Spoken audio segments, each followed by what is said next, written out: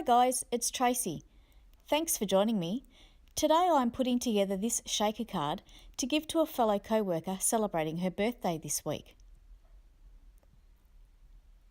I am using Concord & Ninth's Laurel Wreath frame, stamp and die set from their July 2018 release. Some images of cards made by their design team inspired me with the style of this card, and this is just my take on one of the cards I saw.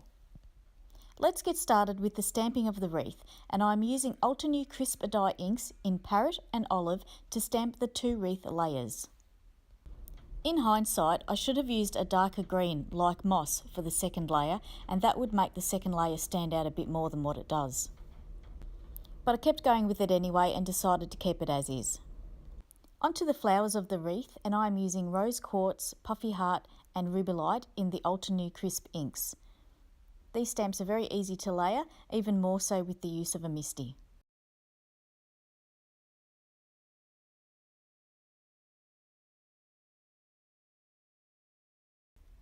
That is ink on my finger, you can see there. I get ink in the weirdest places.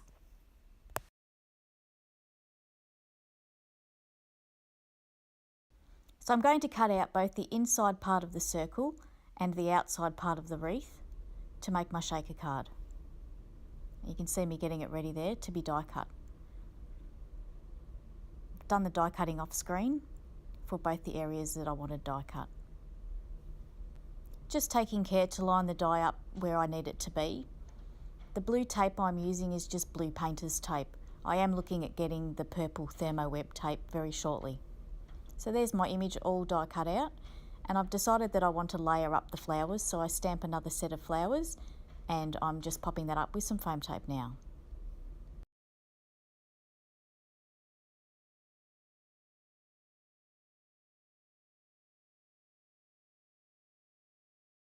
I've decided to add some tonic aqua shimmer pen to the flowers to make them have a bit of shimmer. Unfortunately, you can't really see it on the video, but it does look pretty in real life. For the base card, which is 4 1/4 by 5 1/2 inch, I've decided to stamp a plaid background using the Rose Quartz ink, and I stamp it twice to get a good impression.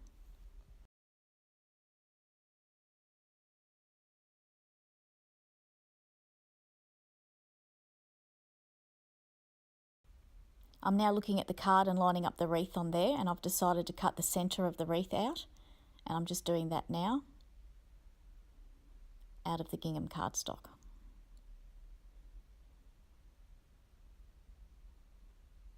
And now I'm thinking about doing my acetate shaker window. For the shaker part of the card, I have cut 2 circles of acetate, and I'm giving them a wipe with my anti-static bag just to get rid of any static that might be on the acetate. And I've cut a very thin strip of 3M Scotch foam tape, and I've put that around the edge of the circle. And now I'm filling the circle with some glass seed beads and a sequin mix that has some stars in there as well. So I'm just filling that up.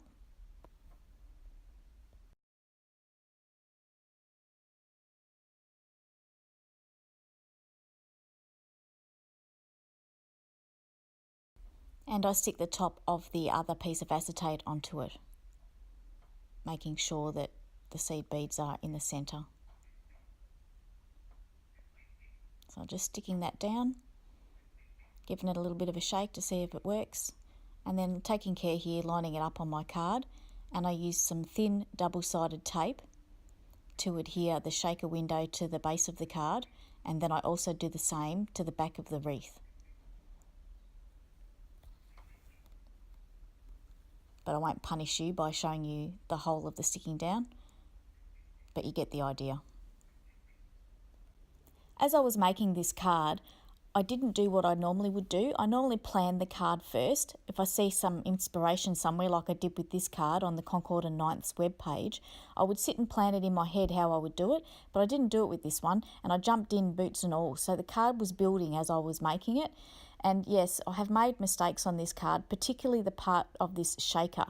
I would have done that differently if I'd thought about it a bit better, but in the end, the person that the card is for isn't going to know any different, so I was happy with the end result.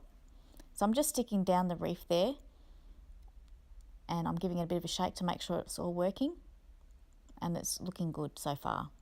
Onto the sentiment, and I used this stamp set, which was actually a freebie on the front of one of the craft magazines that I buy, and I'm just lining that up there, and I've stamped it with Hero Art's Intense Black ink, and I do stamp it 2 or 3 times to get a nice crisp clear impression. Also, what you can tell is I've got a separate sentiment panel now and also a separate shaker panel.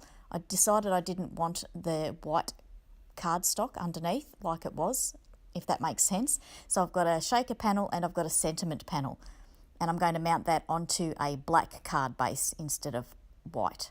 So you can see here that I'm just adhering some double-sided tape to the sentiment panel,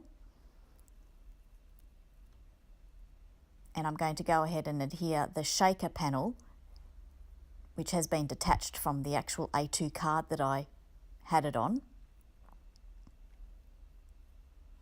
It'll make more sense as we go along. I can't work out a good way to explain it. The sentiment says, "Today is all about you." So I'm just taking care to line that up,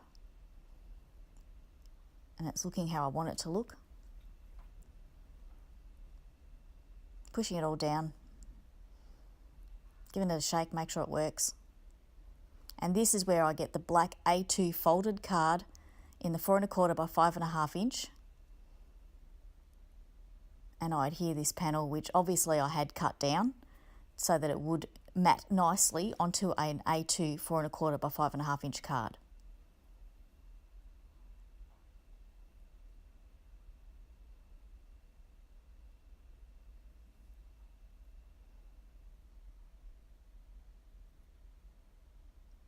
Which I like the look of better, and it highlighted the black sentiment with the black card. And I'm just using my Ranger Multimedia Matte to adhere some sequins onto the front of the card for a bit of bling. And there we are, all finished.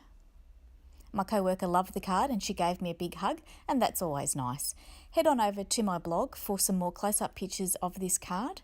And if you'd like to subscribe to my channel, I would love that. I'll be doing more videos in the future.